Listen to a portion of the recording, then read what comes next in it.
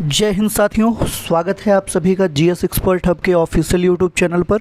और मैं सर्वेश्वर आप सभी के लिए आरओ जीएस का प्रैक्टिस सेट लेकर उपस्थित हुआ हूं। दोस्तों, क्योंकि आरओ की बहुत बड़ी विज्ञप्ति आपके सामने आने वाली है सितंबर माह में, तो कहीं ना कहीं इस परीक्षा को क्रैक करने के लिए हमारे पास बेहतर रणनीति भी होनी चाहिए। तो उस रणनीति को बेहतर बनाने के लिए और साथ ही साथ आरओ भर्ती प्रक्रिया 2023 में चयन पाने के लिए यह श्रृंखला आप लोगों के लिए लाई गई है, क्योंकि जीएस का बहुत बड़ा महत्वपूर्ण योगदान होता है आपके आरओ एग्ज़ाम में। तो अगर आप हमारे चैनल से जुड़े हुए हैं और लगातार हमारे सभी सीरीज़ को देख रहे हैं, तो कहीं ना कहीं आप आरओ एग्ज़ाम में अपने जीएस के पोर्शन को बेहतर बना पाएंगे। कल से आपके लिए हिंदी का भी पोर्शन स्टार्ट किया जाएगा, यानी हिंदी का भी प्रैक्टिस सेट आपके समक्ष उपस्थित किया जाएगा, जो आपके एग्ज़ामिनेशंस में बेहतर परफॉर्मेंस करते हुए दिखाई देंगे। तो अगर आप हमसे जुड़े हुए हैं दोस्तों, तो बहुत ही बड़ा फ़ायदा होने वाला है आपको आरओ एग्ज़ाम में। ठीक है भैया, तो आइए बिना समय गंवाए शुरू करते हैं आज की श्रृंखला, क्योंकि आज की श्रृंखला थोड़ी लंबी होने वाली है और रेगुलर आपको ये श्रृंखला मिलती रहेगी रात में 9 बजे। तो आइए शुरू करते हैं आज का पहला प्रश्न। आज का पहला प्रश्न है, निम्नलिखित में से कौन सही सुमेलित नहीं है? एक तरफ राष्ट्रीय उद्यान है, दूसरी तरफ राज्य। तो बात की जाए बांदीपुर की, तो बांदीपुर कहाँ स्थित है भैया? कर्नाटक में, ये सही मिलान है। राजाजी राष्ट्रीय उद्यान कहाँ स्थित है? उत्तराखंड में। सिमलीपाल राष्ट्रीय उद्यान कहाँ है? ओडिशा में है। पिन वैली राष्ट्रीय उद्यान भैया जम्मू कश्मीर में नहीं है, ये है आपके हिमाचल प्रदेश में। यानी कि सही मिलान कौन सा नहीं है? Option D. तो इस प्रश्न के द्वारा पूछा गया सही उत्तर कौन सा हो जाएगा भैया? ऑप्शन डी, पिन वैली राष्ट्रीय उद्यान हिमाचल प्रदेश में है, ना कि जम्मू कश्मीर में। बढ़ते हैं अगले प्रश्न की तरफ। अगला प्रश्न है, हिंदी का पहला समाचार पत्र उदत्त मार्तंड जो 30 मई 1826 को प्रकाशित हुआ, वह किस स्थान से प्रकाशित हुआ था? कोलकाता से, पटना से, इलाहाबाद से या फिर लखनऊ से? तो हिंदी का पहला समाचार पत्र जो कि उदत्त मार्तंड था, यह कोलकाता से प्रकाशित हुआ था भैया। ऑप्शन ए इस प्रश्न का सही उत्तर है। कोलकाता से 30 मई 1826 को उदत्त मार्तंड का प्रकाशन किया गया और यह हिंदी का पहला समाचार पत्र था। तो ऑप्शन ए इस प्रश्न का सही उत्तर हो जाएगा। बढ़ते हैं अगले प्रश्न की तरफ। अगला प्रश्न है, निम्नलिखित को सही कालानुक्रम में व्यवस्थित कीजिए और नीचे दिए गए कूट की सहायता से सही उत्तर का चयन करिए। आपको एक्ट के बारे में 4 एक्ट दिए गए हैं और उन 4 एक्ट का सीक्वेंस भरना है। पहला है ड्रामेटिक परफॉर्मेंस एक्ट। बात की जाए ड्रामेटिक परफॉर्मेंस एक्ट की, तो ये लाया गया था वर्ष 1876 में, 1876 में लाया गया था ड्रामेटिक परफॉर्मेंस एक्ट। इसके बाद है वर्नाकुलर प्रेस एक्ट। तो वर्नाकुलर प्रेस एक्ट लाया गया था 1878 में, 1878। इसके बाद दिया है नाम north western provinces and Awadh act. तो ये एक्ट लाया गया था भैया कब? ये लाया गया था वर्ष 1890 में, 1890 में लाया गया था north western provinces and Awadh act. और लास्ट में दिया गया है बंगाल टेनेंसी एक्ट। तो बंगाल टेनेंसी एक्ट की बात की जाए तो इसको लाया गया वर्ष 1885 में। यानी कि सबसे पहले आया आपका ड्रामेटिक परफॉर्मेंस, उसके बाद आया आपका वर्नाकुलर प्रेस एक्ट, उसके बाद आया बंगाल टेनेंसी एक्ट और लास्ट में आया north western provinces and Awadh act, यानी कि ABDC। और आपको ABDC कहाँ दिख रहा है भैया? तो ABDC आपको दिख रहा है ऑप्शन ए में। तो इस प्रश्न का सही उत्तर हो जाएगा ऑप्शन ए। बढ़ते हैं अगले प्रश्न की तरफ। अगला प्रश्न है, निम्नलिखित में से किसने नील की खेती के संबंध में चंपारण में महात्मा गांधी को आमंत्रित किया था? आपको पता है पहले व्यक्तिगत आंदोलन के रूप में महात्मा गांधी ने इसी आह्वान के बाद अपना कार्यप्रणाली शुरू किया था और भारत में एक विस्तृत आंदोलन का रूपरेखा तय किया था। तो 4 ऑप्शन है आपके पास, JB कृपलानी ने, राजेंद्र प्रसाद ने, राजकुमार शुक्ला ने या मोतीलाल नेहरू ने। तो इस प्रश्न का सही उत्तर है भैया ऑप्शन सी, राजकुमार शुक्ला। राजकुमार शुक्ला एक किसान थे और इन्हीं के आमंत्रण पर महात्मा गांधी चंपारण में नील की खेती के संबंध में आंदोलन का नेतृत्व करने गए हुए थे। तो इस प्रश्न का सही उत्तर हो जाएगा ऑप्शन सी, राजकुमार शुक्ला। बढ़ते हैं अगले प्रश्न की तरफ। अगला प्रश्न है, निम्नलिखित में से कौन लगातार 6 वर्षों तक भारतीय राष्ट्रीय कांग्रेस का अध्यक्ष था? यानी कि भारतीय राष्ट्रीय कांग्रेस जिसकी स्थापना 28 दिसंबर 1885 को मुंबई के गोकुलदास तेजपाल संस्कृत महाविद्यालय में हुआ, उस कांग्रेस का, उस भारतीय राष्ट्रीय कांग्रेस का लगातार 6 वर्षों तक अध्यक्ष कौन बना? जवाहरलाल नेहरू, अबुल कलाम आज़ाद, गोपाल कृष्ण गोखले या फिर दादा भाई नौरोजी? तो भैया इस प्रश्न का सही उत्तर है ऑप्शन बी, अबुल कलाम आज़ाद। ये लगातार 6 वर्षों तक भारतीय राष्ट्रीय कांग्रेस के अध्यक्ष बनते रहे।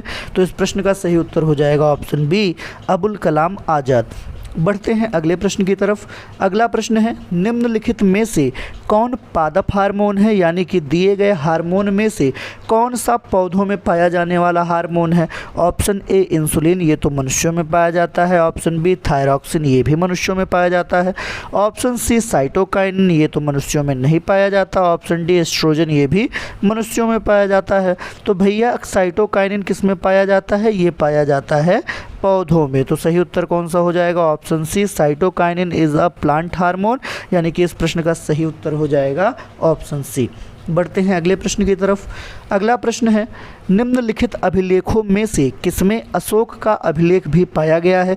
आपको पता है कि अशोक के 14 शिलालेख हैं और 14 शिलालेखों के साथ साथ 7 स्तंभ लेख हैं और 7 स्तंभों के अलावा कई अभिलेख पाए गए हैं।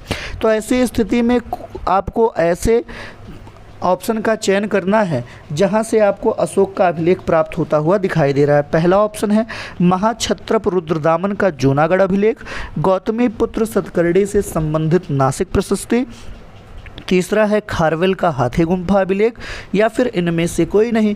तो इस प्रश्न का सही उत्तर हो जाएगा महाक्षत्रप रुद्रदामन का जूनागढ़ अभिलेख। यहाँ से अशोक के अभिलेख भी पाए जाते हैं। तो पूछे गए प्रश्न का सही उत्तर है ऑप्शन ए। बढ़ते हैं अगले प्रश्न की तरफ। अगला प्रश्न पूछा गया है भाई कि भारतीय वास्तुकला में सुर्खी का प्रारंभ कब हुआ? भारतीय वास्तुकला यानी कि घर निर्माण की एक कला है जहाँ पर आप घर के बेहतर नक्शे को ढालते हैं और उसके आधार पे ही अपने मकानों को बनाते हैं। तो भारतीय वास्तुकला में सुर्खी का प्रारंभ कब हुआ था? कुषाणों के द्वारा हुआ था, यानी कुषाण काल में हुआ, या फिर गुप्तों के द्वारा किया गया, या फिर सल्तनत काल के सुल्तानों के द्वारा किया गया, या फिर मुगलों के द्वारा किया गया। तो कुछ लोग सल्तनत काल और मुगलों में बहुत कन्फ्यूज़ रहते हैं। उन सभी को मैं बता दूं मेरे भाई कि भारतीय वास्तुकला में सुर्खी का प्रारंभ सल्तनत काल के सुल्तानों के द्वारा किया गया था। अब आप सोच रहे होंगे सल्तनत काल के सुल्तान कब से कब तक शासन करते हैं? तो भैया 1206 से लेकर 1526 तक शासन किया है। किसने? सल्तनत काल के सुल्तानों ने। इसमें आप कुल 5 राजवंशों के बारे में पढ़ते हैं। सबसे पहला राजवंश गुलाम राजवंश जो सल्तनत काल में स्थापित हुआ, उसके बाद फिर खिलजी राजवंश है, खिलजी राजवंश के बाद तुगलक राजवंश है, तुगलक के बाद आपका सैयद राजवंश है और अंत में आपका लोदी वंश है। इन 5 राजवंशों ने सल्तनत काल में शासन किया और उन्हीं शासकों सुल्तानों के द्वारा सुर्खी को प्रारंभ भी किया गया था। तो पूछे गए प्रश्न का सही उत्तर है ऑप्शन सी, सल्तनत काल के सुल्तानों के द्वारा। अगला प्रश्न है, महाबलीपुरम के रथ मंदिरों का निर्माण कराया गया था। महाबलीपुरम में जो रथ मंदिर निर्मित हुए हैं उनका निर्माण किन शासकों के द्वारा कराया गया? चोलों के द्वारा कराया गया, पल्लवों के द्वारा कराया गया, चेदियों के द्वारा कराया गया, या चालुक्यों के द्वारा कराया गया? तो मेरे भाइयों, जब दक्षिण भारत के रथ मंदिरों के बारे में पूछा जाए, शंकर जी के मंदिरों के बारे में पूछा जाए या विष्णु जी के मंदिरों के बारे में पूछा जाए, तो इनके निर्माण का सबसे बड़ा दायित्व तो पल्लवों के द्वारा उठाया गया था। और महाबलीपुरम में रथ मंदिरों का निर्माण भी किसके द्वारा कराया गया? पल्लवों के द्वारा। तो इस प्रश्न का सही उत्तर हो जाएगा ऑप्शन बी, महाबलीपुरम में रथ मंदिरों का निर्माण पल्लवों के द्वारा कराया गया था। बढ़ते हैं अगले प्रश्न की तरफ। अगला प्रश्न है, सूची 1 को सूची 2 से सुमेलित करना है भैया, और सूची 1 और सूची 2 को सुमेलित करके आपको सही उत्तर का चयन करना है। एक तरफ आपको बताया गया है स्थल, दूसरी तरफ राज्य का नाम है, आपको सही मिलान करना है। तो हम्पी की बात की जाए, हम्पी कहाँ पर स्थित है भैया? जल्दी से बता दें, हम्पी कहाँ पर स्थित है? तो हम्पी स्थित है भैया कर्नाटक में। कहाँ पर है? कर्नाटक में, यानी कि ए का मिलान हो जाएगा ऑप्शन 2। इसके बाद नागार्जुनी कोंडा का बात किया जाए तो नागार्जुनी कोंडा प्रागैतिहासिक स्थल भी है जो कि कहाँ स्थित है? आंध्र प्रदेश में, यानी कि बी का हो जाएगा भैया ऑप्शन 3। इसके बाद शिशुपालगढ़ की बात की जाए तो शिशुपालगढ़ है आपके ओडिशा में। कहाँ पर है? ओडिशा में। तो सी का मिलान हो गया चौथा, और आर की अरिकामेडु बचा, तो ये कहाँ है? पांडिचेरी में, यानी कि डी का 1। तो 2 3 4 1 आपके ऑप्शन में दिख रहा है, तो 2 3 4 1 हमें दिख रहा है ऑप्शन ए में, तो हमारा सही उत्तर हो जाएगा ऑप्शन ए। बढ़ते हैं अगले प्रश्न की तरफ। अगला प्रश्न है, लंदन में इंडिया हाउस की स्थापना किसके द्वारा की गई थी? इन लंदन में इंडिया हाउस की स्थापना का मुख्य उद्देश्य क्या था मेरे भाई? तो विदेशों में भारत में चल रही क्रांतिकारी गतिविधियों के बारे में जानकारी उपलब्ध कराना और वहां पर गए भारतीयों के अंदर भारतीयता की भावना का विकास करने के लिए इंडिया हाउस की स्थापना की। इसकी स्थापना किसके द्वारा की गई है? श्यामजी कृष्ण वर्मा के द्वारा, बरकतुल्लाह के द्वारा, वीरेंद्रनाथ चट्टोपाध्याय के द्वारा या लाला हरदयाल के द्वारा? तो सही उत्तर हो जाएगा ऑप्शन ए, श्यामजी कृष्ण वर्मा के द्वारा। लंदन में श्यामजी कृष्ण वर्मा ने ही इंडिया हाउस की स्थापना की थी। तो पूछे गए प्रश्न का सही उत्तर है भैया ऑप्शन ए। बढ़ते हैं अगले प्रश्न की तरफ। अगला प्रश्न है, निम्नलिखित में से कौन सा धर्म विश्व विनाशकारी प्रलय की अवधारणा में विश्वास नहीं करता? यानी कि वह कौन सा धर्म है जो यह मानता है कि जो प्रलय वाली घटना है, यानी कि एक समय ऐसा आएगा संपूर्ण पृथ्वी जलमग्न हो जाएगी, इस प्रलय वाली अवधारणा में कौन सा धर्म विश्वास नहीं करता? बौद्ध धर्म, जैन धर्म, हिंदू धर्म या फिर इस्लाम धर्म? तो भैया विश्व विनाशकारी प्रलय की अवधारणा में विश्वास ना करने वाला बौद्ध धर्म है। कौन सा धर्म है? बौद्ध धर्म। इसीलिए इस अवधारणा का समर्थन ना करने की वजह से ही पुष्यमित्र शुंग ने जब भारत में मगध की गद्दी संभाली तो उसके बाद उसने बौद्ध धर्म के उन्मूलन की तरफ कदम बढ़ाया और विदिशा में स्थापित 84,000 बौद्ध स्तूपों को नष्ट करा दिया। क्यों? क्योंकि ये विश्व विनाशकारी प्रलय की अवधारणा में विश्वास नहीं करते थे। तो इस प्रश्न का सही उत्तर हो जाएगा ऑप्शन ए, बौद्ध धर्म। बढ़ते हैं अगले प्रश्न की तरफ। अगला प्रश्न है, सूची 1 का सूची 2 से मिलान करना है मेरे भाई। तो सूची 1 का सूची 2 से मिलान करिए। एक तरफ है समाचार पत्र, दूसरा समाचार पत्र को आरंभ करने वाले व्यक्ति का नाम है। तो अगर बात की जाए लीडर, तो लीडर किसकी पत्रिका है मेरे भाई? लीडर पत्रिका है मदन मोहन मालवीय जी की। किसकी पत्रिका है? मदन मोहन मालवीय जी की। बॉम्बे क्रॉनिकल किसने निकाला था समाचार पत्र? तो फिरोज शाह मेहता जी ने निकाला था। फिरोज शाह मेहता जी ने निकाला था। इंडिपेंडेंट किसने निकाला? तो इंडिपेंडेंट समाचार पत्र था मोतीलाल नेहरू का। और जस्टिस किसका समाचार पत्र था? ये था टी.एम. नायर जी का। तो इस प्रश्न का सही उत्तर कौन है भैया? 1 2 4 और 3, जो कि आपको कहाँ दिख रहा है? ऑप्शन ए में। तो इस प्रश्न का सही उत्तर हो जाएगा ऑप्शन ए, लीडर समाचार पत्र के आरंभकर्ता मदन मोहन मालवीय, बॉम्बे क्रॉनिकल के आरंभकर्ता फिरोज शाह मेहता, इंडिपेंडेंट के समाचार पत्र के आरंभकर्ता मोतीलाल नेहरू और जस्टिस के टी.एम. नायर हैं। बढ़ते हैं अगले प्रश्न की तरफ। अगला प्रश्न पूछा गया है, शेर शाह सूरी को दफनाया गया था, यानी शेर शाह सूरी का मकबरा या समाधि कहाँ पर है? कालिंजर में, सासाराम में, जौनपुर में या फिर पटना में? तो इस प्रश्न का सही उत्तर है भैया ऑप्शन बी, सासाराम में। सासाराम में ही शेर शाह सूरी को दफनाया गया था और उसका मकबरा भी वहीं पर स्थित है। बढ़ते हैं अगले प्रश्न की तरफ। अगला प्रश्न है, सुप्रसिद्ध कोहिनूर हीरा शाहजहां को किसने उपहार में दिया था? ये उसी हीरे की बात की गई है जिसे महाराजा दलीप सिंह के द्वारा अंग्रेजों को सौंप दिया गया था। तो सुप्रसिद्ध कोहिनूर हीरा शाहजहां को किसने उपहार में दिया था? औरंगजेब मीर ने, मुराद ने, जुमला ने या अबुल हसन कुतुब शाह ने? तो जुमला के द्वारा, शाह जुमला के द्वारा ये हीरा दिया गया था शाहजहां को। तो ऑप्शन सी इस प्रश्न का सही उत्तर हो जाएगा। बढ़ते हैं अगले प्रश्न की तरफ। अगला प्रश्न है, निम्नलिखित में से किसने गुलरुखी उपनाम से कविताओं की रचना की? एक ऐसा शासक जो कविता लिखने का शौकीन था और जिसे कविताएं लिखनी बहुत पसंद थीं, लेकिन वह अपने नाम से लेखन कार्य ना करके गुलरुखी नाम से लेखन कार्य करता था। तो वह शासक कौन है? फिरोज शाह तुगलक, बहलोल लोदी, सिकंदर लोदी या फिर इब्राहिम लोदी? तो भैया गुलरुखी के उपनाम से कविताएं लिखने का कार्य कौन सा व्यक्ति करता था? कौन सा शासक? सिकंदर लोदी। ये सल्तनत काल का अंतिम वंश है लोदी वंश, और लोदी वंश का ही सम्राट था भैया कौन? सिकंदर लोदी। सिकंदर लोदी के द्वारा ही 1504 में आगरा की स्थापना सिकंदराबाद के रूप में की गई थी मेरे भाई। इन्हीं के द्वारा आगरा शहर की स्थापना की गई थी और यही गुलरुखी नाम से कविताएं भी लिखते थे। तो ऑप्शन सी इस प्रश्न का सही उत्तर हो जाएगा। बढ़ते हैं अगले प्रश्न की तरफ। अगला प्रश्न है, सिंधु घाटी संस्कृति वैदिक सभ्यता से भिन्न थी क्योंकि? आपको सिंधु घाटी सभ्यता किस प्रकार से वैदिक सभ्यता से भिन्न थी इसका चयन करना है।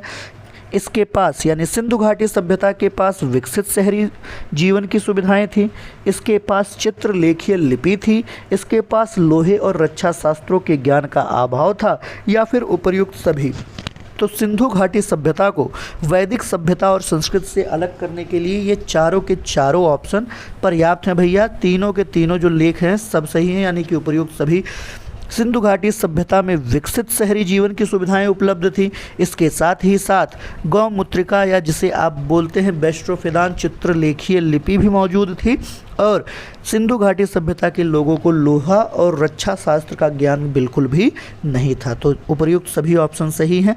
बढ़ते हैं अगले प्रश्न की तरफ। अगला प्रश्न है, कृषकों की मदद के लिए सुल्तान ने पट्टा और कबूलियत की व्यवस्था प्रारंभ की, यानी कि वह कौन सा शासक है जिसने कृषकों की मदद के लिए पट्टा एवं कबूलियत की व्यवस्था प्रारंभ की थी? बहलोल लोदी, फिरोज शाह तुगलक, गयासुद्दीन तुगलक या शेरशाह सूरी? तो भैया तुगलक वंश के जितने भी शासक हैं ना, सबके सबने किसानों के हक में बहुत कार्य किया है, और पट्टा एवं कबूलियत व्यवस्था का प्रारंभ उसके सबसे पहले शासक गयासुद्दीन तुगलक के द्वारा, गाजी मलिक इनका पहले का नाम था, बाद में इन्होंने गयासुद्दीन तुगलक के नाम से गद्दी ग्रहण की। तो इस प्रश्न का सही उत्तर है ऑप्शन सी, गयासुद्दीन तुगलक। इनके द्वारा ही पट्टा एवं कबूलियत की व्यवस्था किसानों की मदद के लिए शुरू की गई। बढ़ते हैं अगले प्रश्न की तरफ। अगला प्रश्न है, निम्नलिखित को उनके शासन काल के क्रम में व्यवस्थित कीजिए। यहाँ पर पेशवा शासकों का नाम दिया गया है, उनके आने के क्रम का आपको चयन करना है और सही क्रम का चयन करना है। बाजीराव, बाजीराव, बालाजी विश्वनाथ और माधवराव। तो भैया सबसे पहले गद्दी पर बैठते हैं बालाजी विश्वनाथ। कौन बैठा भैया? ऑप्शन नंबर 3 बालाजी विश्वनाथ बैठे। इसके बाद बाजीराव बल्लाड़ उर्फ मस्तानी के प्रेमी बाजीराव महोदय बैठते हैं, यानी कि ऑप्शन ए बैठते हैं। इसके बाद बालाजी राव यानी कि दूसरे नंबर वाले बैठते हैं भैया, और लास्ट में बैठते हैं माधवराव, यानी कि 3, 1, 2, 4 कहाँ पर आपको दिख रहा है? ऑप्शन सी में दिख रहा है मेरे भाई। तो इस प्रश्न का सही उत्तर हो जाएगा ऑप्शन सी। सबसे पहले बालाजी विश्वनाथ, फिर बाजीराव, फिर बालाजी राव, फिर माधवराव। ये है इनके शासनकाल का क्रम। बढ़ते हैं अगले प्रश्न की तरफ। अगला प्रश्न है, भारतीय लोक सेवा का प्रवर्तन किसके द्वारा किया गया? यानी किसके द्वारा भारतीय लोक सेवा का प्रवर्तन और विस्तार किया गया मेरे भाई? बेंटिक के शासनकाल में, कार्नवालिस के शासनकाल में, कर्जन के शासनकाल में या डलहौजी के शासनकाल में? तो भारतीय लोक सेवा का जो प्रवर्तन हुआ वह डलहौजी के शासनकाल में हुआ, जबकि आप जानते हैं लोक सेवा का जनक किसे कहा जाता है? कार्नवालिस को। तो सही उत्तर कौन सा हो जाएगा भैया? डलहौजी के शासनकाल में ही भारतीय लोक सेवा का प्रवर्तन किया गया। ऑप्शन डी इस प्रश्न का सही उत्तर हो जाएगा। बढ़ते हैं अगले प्रश्न की तरफ। अगला प्रश्न है, सुभाष चंद्र बोस पट्टाभी सीतारमैया को पराजित करके भारतीय राष्ट्रीय कांग्रेस के अध्यक्ष कहाँ बने थे? यानी कि वह कौन सा अधिवेशन था जिसमें सुभाष चंद्र बोस ने पट्टाभी सीतारमैया को पराजित कर दिया और भारतीय राष्ट्रीय कांग्रेस के अध्यक्ष बन गए? फैजपुर अधिवेशन 1936, हरिपुरा अधिवेशन 1938, रामगढ़ अधिवेशन 1940 या फिर त्रिपुरी अधिवेशन 1949? तो इस प्रश्न का सही उत्तर है ऑप्शन डी, त्रिपुरी अधिवेशन 1949 में सुभाष चंद्र बोस ने पट्टाभी सीतारमैया को पराजित किया और भारतीय राष्ट्रीय कांग्रेस के अध्यक्ष बन गए। सही उत्तर है ऑप्शन डी। बढ़ते हैं अगले प्रश्न की तरफ। अगला प्रश्न है, उत्तर प्रदेश की निम्नलिखित नदियों में से किसका उद्गम स्थल हिमालय में नहीं है? यानी कि उत्तर प्रदेश की वो नदियाँ जो हिमालय से नहीं आती हैं, जिनका उद्गम स्थान हिमालय नहीं है, उनका चयन करना है। तो भैया जो हमारी रामगंगा है और जो हमारी शारदा है, ये दोनों के दोनों हिमालय वाली नदियाँ हैं। तो कौन सी नहीं है? एक गोमती जो कि गौतम ताल से है और दूसरी बेतवा। तो ऑप्शन सी इस प्रश्न का सही उत्तर हो जाएगा। 1 और 3 दोनों हिमालय से आने वाली नदियाँ नहीं है। बढ़ते हैं अगले प्रश्न की तरफ। अगला प्रश्न है भैया, उत्तर प्रदेश का सबसे बड़ा वन्य जीव विहार कौन सा है? यानी कि उत्तर प्रदेश में जो वन्य जीव विहार है उसमें सबसे बड़ा कौन सा है? सबसे प्राचीन और सबसे पहला तो आप लोग जानते हैं चंद्रप्रभा, लेकिन सबसे बड़ा कौन सा है? चंद्रप्रभा, किशनपुरा, हस्तिनापुर या रानीपुर? तो उत्तर प्रदेश का सबसे बड़ा वन्य जीव विहार हस्तिनापुर वन्य जीव विहार है। तो सही उत्तर हो जाएगा भैया ऑप्शन सी।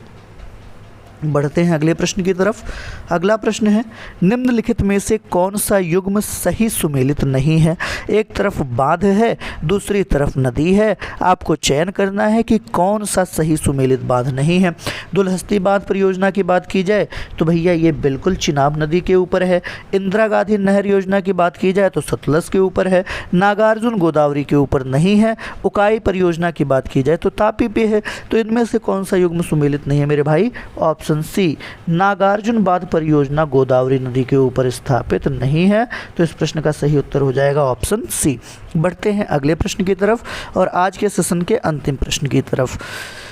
प्रश्न क्या है, निम्नलिखित में से कौन सा सही सुमेलित नहीं है? आपको देखना है, एक तरफ झील है, दूसरी तरफ राज्य का नाम, कौन सा इसमें सही सुमेलित झील नहीं है? वेम्बनाथ झील कहाँ स्थित है भैया? केरल में स्थित है। लोकटक झील कहाँ है भैया? मणिपुर में स्थित है। तो ये गलत हो गया, मेघालय में तो है ही नहीं। डल झील कहाँ है? कश्मीर में। पुलिकट कहाँ है? आंध्र प्रदेश में। तो कौन सा सही सुमेलित नहीं है? ऑप्शन बी भैया, इसमें बिल्कुल भी सही सुमेलित नहीं है। तो भैया आज की श्रृंखला में 25 प्रश्न, कल आगे से जो भी श्रृंखला मिलेगी उसमें 25 प्रश्न आपको जीएस के मिलते रहेंगे। और ये ऐसे प्रश्न हैं जो आपके एग्ज़ाम में आपको बेहतर प्रदर्शन करने के लिए अग्रसर करेंगे। तो भैया ऐसी वीडियो प्राप्त करने के लिए और रेगुलर अपडेट्स पाने के लिए हमारे चैनल को सब्सक्राइब करना बिल्कुल भी ना भूलें। और वीडियो को अंत तक देखने के लिए आप सभी का तहे दिल से धन्यवाद। जय हिंद, जय भारत, खुश रहिए, मस्त रहिए, स्वस्थ रहिए।